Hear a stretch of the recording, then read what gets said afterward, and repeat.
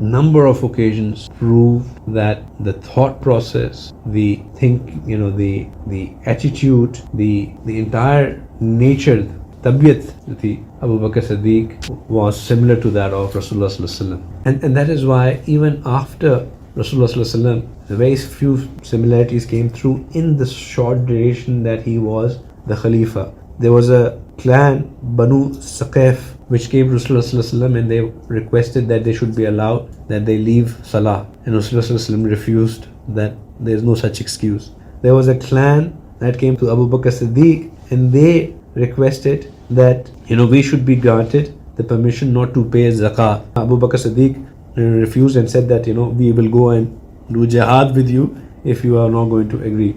So there was a clan called Banu Khaza'a, and Rasulullah sallallahu alaihi wasallam did one ghazwa with them, right? And after Rasulullah sallallahu alaihi wasallam passed away, they all became murtad. They basically left Islam. So Abu Bakr Siddiq decided to fight with them. So the same thing that Rasulullah sallallahu alaihi wasallam did, they did ghazwa with them. Abu Bakr Siddiq did a fight with them as well. He made the same person, Sayyidina Amr bin As, the leader of forces, as Rasulullah sallallahu alaihi wasallam had made Amr bin As the Amir of the forces. Rasulullah sallallahu alaihi wasallam would often put Sayyidina Hassan on his shoulder and would take him around when he would be going from one place to another.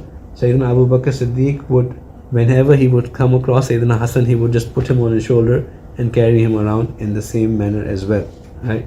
They also had resemblance in the way the families were, right? Rasulullah sallallahu alaihi wasallam had Usman radiyallahu ta'ala anhu and Ali, right, as their son-in-law.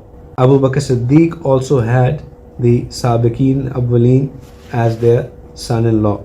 Rasulullah sallallahu alaihi wasallam had his son from the Muhajireen. Abu Bakr Siddiq had his son from the Muhajireen as well.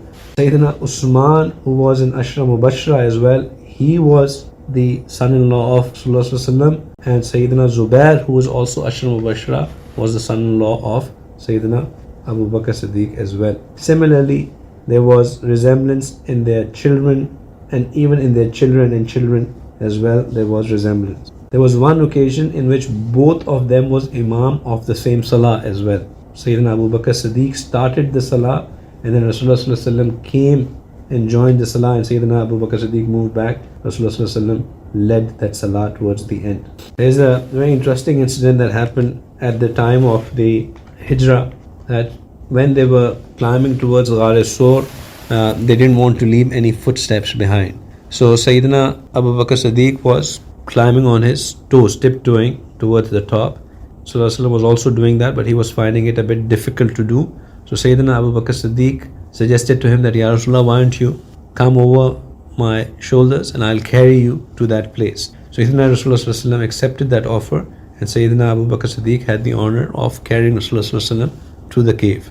Later on at the Fatah Makkah, there was, when Rasulullah was in the Kaaba and putting down the idols that were there, there was one idol which was on a height, and one of the Sahabis who were with Rasulullah, he bent down and he said, by Rasulullah, why don't you stand on top of me and then take down that idol.